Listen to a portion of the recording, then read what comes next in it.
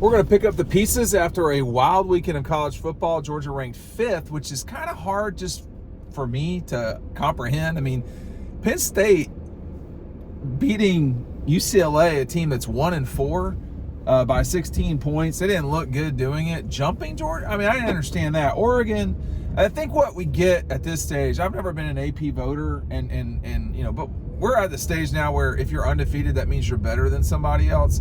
Penn State ain't better than Georgia, Alabama. Like, they're just not. And whatever. Now, Oregon and Ohio State, this is going to be the first real contest for those two. You know, Georgia's played 2 top 10 teams already this season. Most people have not. I'll say that straight up. But, you know, it just, I think we've gotten to the point here where everybody starts talking about how nobody's played anybody and all this stuff. Nobody's beaten anybody. But the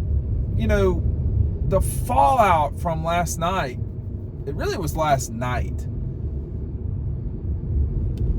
I mean, it's hard to wrap your head around. Here we are, first week of October, where football kind of really gets going. And you saw 3 undefeated top 10, I think, if not top 10, top 11 SEC teams lose. Bama, Tennessee, Missouri. I mean, I thought Missouri could give Alabama some trouble.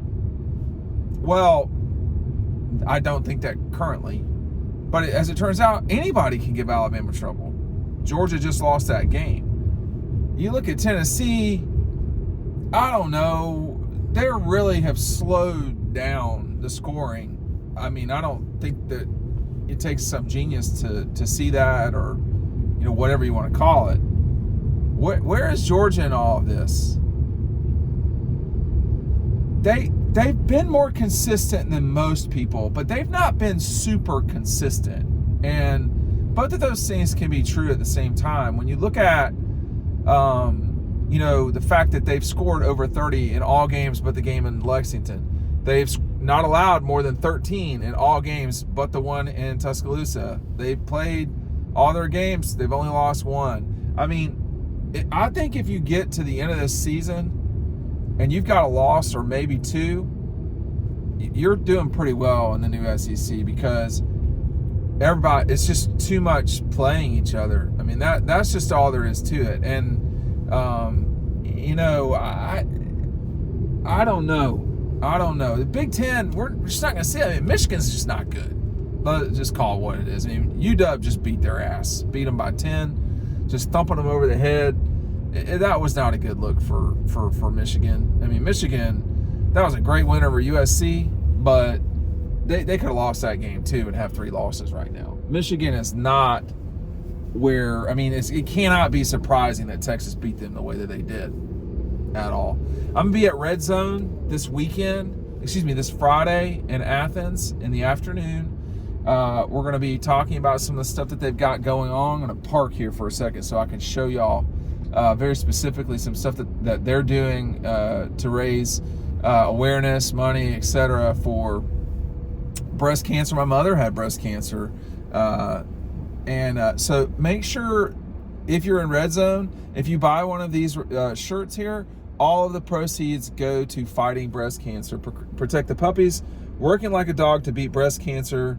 Bulldogs battling breast cancer. So my mother got breast cancer when I was 9. It was 1986. No, I was 11. I'm sorry. So it was actually 88 that she got it. So I know what that's like. It's not good. And so I would encourage everybody, if you can, to swing by Red Zone and you know, check out what they've got going on, fighting a very serious cancer.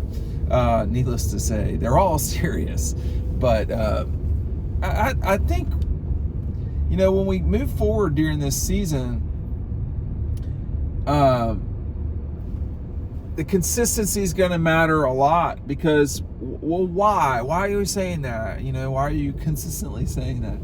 Because you can't tell one week from the next what the other team's going to do, man. That's the real challenge right now is, hey, you know, if we can play at our really good level, what does that mean each week? Georgia's played at a pretty good level as a team most of the time. What they've not done though great is, like, they didn't play great on defense at the beginning of the Alabama. Well, they didn't play great at the beginning of the Alabama game at all. They didn't play good offensively at the start of the Kentucky game or the whole Kentucky game. So it does it seems to me like this team, this coaching staff, they need a second or two. This is not like the 21 and 22 teams that just destroyed people. I'm not sure we've got that in college football right now. I'm not sure there's a team that's just laying waste to everyone. I've watched Ohio State. I've watched Texas. They have that in them. Georgia and Alabama have that in them. But none of those teams have a switch that they can't turn off, where they're just zooming up and down the field. And the fact of the matter is that really good teams that win championships, you're going to have to grind it out. There's going to come a point where you're going to have to grind it out and win. And we saw that in 22 with Georgia against Missouri, against Ohio State. We saw that in 21 for Georgia against Clemson, and against Alabama in the championship game. You saw, even though they lost last year, Alabama grinding a win out against Georgia, being very fortunate and grinding a win out against Auburn. You're gonna have to have that tool in your toolbox, or you're not gonna get where you want to go. So, can Georgia continue to develop consistency? I don't know if I can say that they're better than they were at the start of the season, but they're very similar to the way they were at the start of the season. I mean, if you rewind back to that Clemson game and the way that Georgia dismantled Clemson in the second half, but, you could see it coming. Like, that was not at all like the Kentucky game. The Kentucky game was a fight the whole time. You didn't know if they were going to score. And it really, they had a hard time doing it. The Clemson game, they were moving the ball and this, that, and the other. I think against Auburn, you could see it. They just didn't. Against Auburn, they only had the ball 4 times in the first half. So the clock seems to go faster, and then it just like dies at the end of these halves because of the 2-minute warning and all this stuff.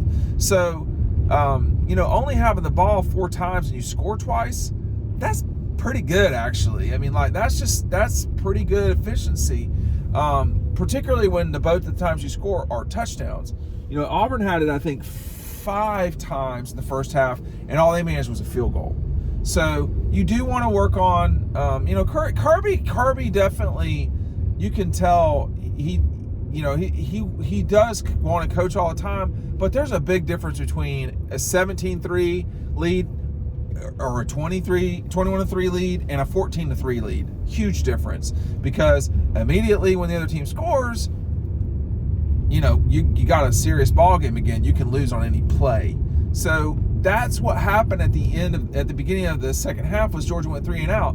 But when you take a step back and you look, that was the only drive in 4 drives where they didn't score. And so that's what I'm talking about. If you're going to get the ball about 10 times, that's not a lot, but let's just say you get the ball 10 times in a game and you score half the time. I mean, if you're scoring half the time and they're all touchdowns, that's 35 points, right? Which is plenty enough to win every football game. But, if you're not scoring at that rate, if you're not consistent like that, then you've got a problem. And, right now I would say that Georgia, it's the style in which they play that's kind of problematic. Not the style, but just like what they're doing with it. It's been good, not great. And on offense, the defense has been pretty good, to be honest with you. The defense has been very good, stopping enough to where the offense can, do what it needs to do about half the drives. If you don't think half the drives is good, I mean, I kind of question if you know a lot about football, because you just don't score every drive. I mean, like, that's not a real thing. Like, even in basketball, you don't score every time down the floor. It just doesn't happen. And, you know, part of football, part of life is punting. It's okay. I mean, you saw they won points. They won 7 points by the way they handled that punt at the end of the second quarter, going into the half. That was a big deal for Georgia. The way that they punted the ball right down there. Great job by Thorson and Arian Smith, who apparently are the same person, because he just puts it in the air, and I think in this case it was Dylan Bell, but Arian Smith's really important on that. Arian's got to continue to get better as a receiver, but he does a great job as a as a gunner. So that's important for them. But I just want to touch base about where Georgia was at with this season, and the way that we just don't know yet.